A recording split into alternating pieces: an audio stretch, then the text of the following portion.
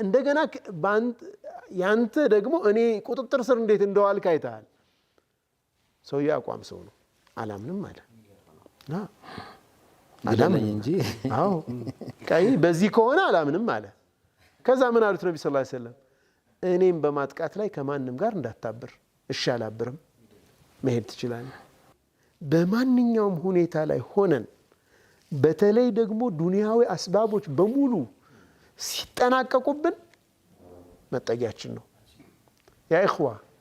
ይህ የአላህ ስም ብዙዎችን ራስን ከማጥፋት ይከላከላል